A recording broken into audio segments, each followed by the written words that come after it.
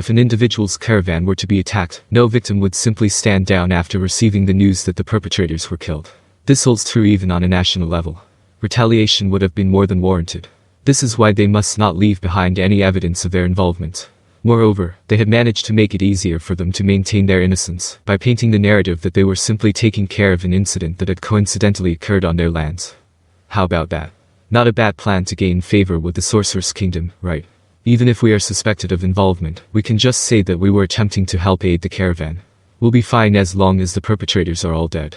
You know what they say, dead men tell no tales. We're getting ahead of ourselves, but we do have to consider the possibility that there are priests who could resurrect the dead. You know what they also say. No lie slips by the priest. Do you seriously believe that there are priests capable of resurrection in the Sorcerer's Kingdom? In a country where the undead are said to proudly walk the streets, tormenting the living? No, I guess. Wayne grinned as he concurred with Igor. Regardless of that man's goals, an attack on a Sorcerer's Kingdom's caravan is beneficial to us no matter the outcome. It doesn't matter if the attack succeeds, which I don't think it will, or fails, because the Sorcerer's Kingdom would be on high alert for further attacks in the future either way. They might stop storing grain with the kingdom's merchants. That way, those idiots would get a wake-up call and start making plans with a more solid foundation. Also, Wayne laughed mockingly. That man will be done for no matter what. Is he worth all the hassle? For us to take all of these risks just for him? Of course he's not worth it personally, but it's necessary to hinder Cygnus, the woman behind him, even if it's just by a little. She must be planning to use him to manipulate the faction and draw attention away from her, ultimately allowing her syndicate to operate in one form out in the open. If that wasn't the case, it wouldn't make sense for them to invest so much money into the faction. The royal faction and the noble faction had already lost much of their power. If one could freely manipulate this third faction of theirs, they would be able to wield a terrifying amount of authority. This meant that the Eight Fingers would be in charge of both the kingdom's legal and illegal affairs. I would only be able to come up with temporary solutions for these things, but you've already thought this far ahead, huh? As Igor said, such an idea should be out of reach of the minds of nobles, let alone a lowly baron. The truth is, of course, not all barons are the same. Some of them own more land than nobles of a higher rank. Unfortunately for the two of them, their territories were of sizes befitting a baron, so they were your average barons in the kingdom. All the nobles without connections in the royal faction or the noble faction wanted to do was to better develop their land. For this to happen, the kingdom must also change for the better. They had the idea not just because they were nobles, it was also born of their own ambitions. What they desired was to become wealthier and happier. That's why they would exploit any beneficial opportunities to its maximum potential. But even if we switched to a better faction, we would have to rebuild our reputation and connections all over again, right? Yeah, right. They had joined a faction to obtain opportunities that would otherwise be unavailable to them had they joined a more well-established faction. However, they never expected the Eight Fingers to appoint such a cretin to its leadership position. It seemed as though joining this faction was a mistake. Speaking of which, would the Sorcerer's Kingdom use this as an excuse to declare war on the kingdom? Wayne thought about it for a moment and shook his head. Unlikely. The Sorcerer's Kingdom is a nation with a single city. They lack the manpower to fully occupy the entire kingdom. Even if they have a lot of undead, they're only suitable for simple manual labor anyways. They can't properly manage a country, so even if war was declared, they would only ask for land that is closest to them at most. It shouldn't be an issue for nobles like us whose land is far from the Sorcerer's Kingdom. Now then. He raised up a clenched fist as he spoke, and Igor mirrored his movements to give him a fist bump. Let's do this. Yeah. Philip had finally reached his destination, a patch of road in Baron Delvin's domain. He had led his soldiers on a march, starting from the previous day and camping overnight, to the location of the attack. According to his intel, the Sorcerer's Kingdom's caravan would be passing through this place. Philip was on horseback, looking down upon his lined-up soldiers. There were soldiers, or more accurately villagers, under his command. A total of 50 were gathered. He had sent draft orders throughout his entire territory, but not many men responded to the call. The most common response was that they had already served the time they were obligated to. The truth was, this heavily upset Philip. The plan was devised for the future prosperity of their lands, for the good of everyone who lived there. There was also an abundance of potential spoils of war, which Philip had given thought to, and proposed that it should be distributed to everybody. Still, no one came to help. They were too foolish. A bunch of ignoramuses who could not tell if something was beneficial to them or not. Nay, this was the exact reason why they had to be let and lorded over by a genius such as himself. Despite trying so hard to convince himself otherwise, his anger towards those who did not understand him flared up. He had thought about forced conscriptions, but that would definitely enrage his old man, who already had a foot through death's door. In the end, he paid them in advance with the money he had borrowed from Hilma. After all of his hard work, he managed to gather 50 men, but these were either old geezers well past their prime, sick youths with frail bodies, or men with inflated egos, who went around looking for fights in their villages, and were generally fractious. To put it bluntly, they were the nuisances of their village, and none of them were worth the money.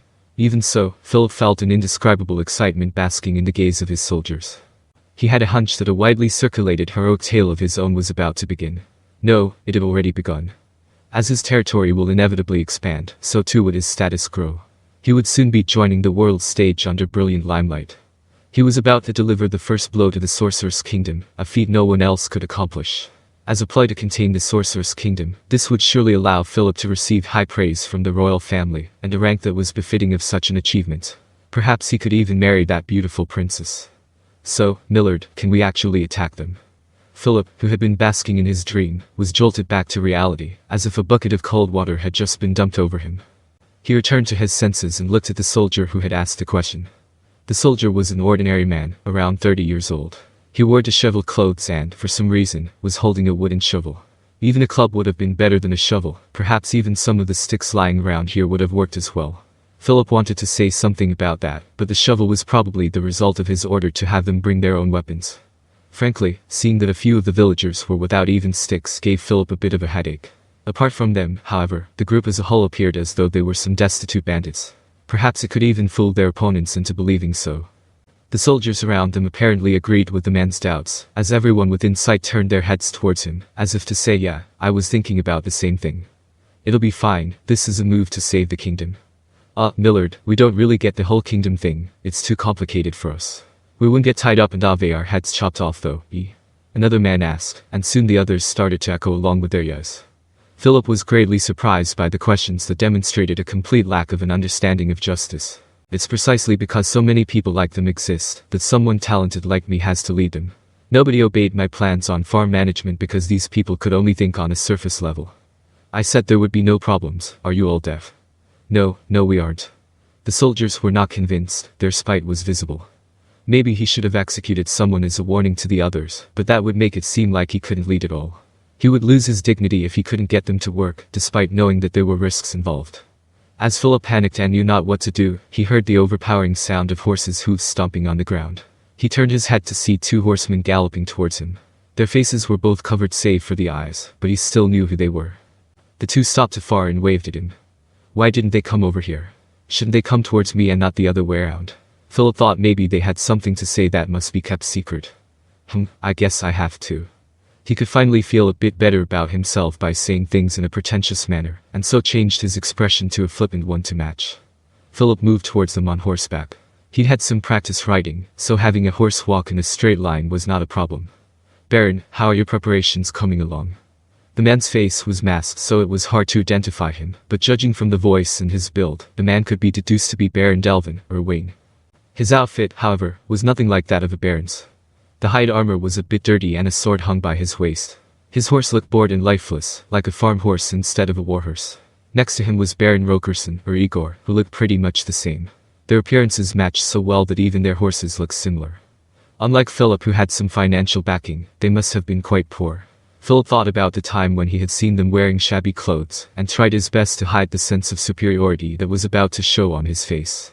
Well, now I can't show this pathetic duo that I'm irritated by my soldiers' low morale, can I? This is such a pain. He, as someone of higher status, must show to those below him exactly what made him superior to them. Philip must act as a role model for society, and the inferior must follow Philip. That way, the world could run smoothly. Only the 2 of you. What about your men? We have already prepared them, right? Exactly, our soldiers will flank Philip Kakas and form the crane wing formation. Oh, the crane wing formation. Even Philip knew about that formation. Deploying such a famous formation was quite a gratifying thing to do. It was as though he had become the protagonist of some tale. So, if things go south, please scatter towards the left and right. The enemy won't scatter if we only go in one direction. Remember to spread as far apart as possible when retreating. I understand. It's fine, you don't need to remind.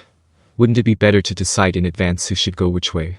A successful retreat can be difficult in the heat of battle. This applies to Philip Kaka as well. Which direction will you be retreating to? They spoke as though they had foreseen his defeat. This made Philip quite upset. So you're sure that I'll lose? No, it's nothing like that, Philip Kaka.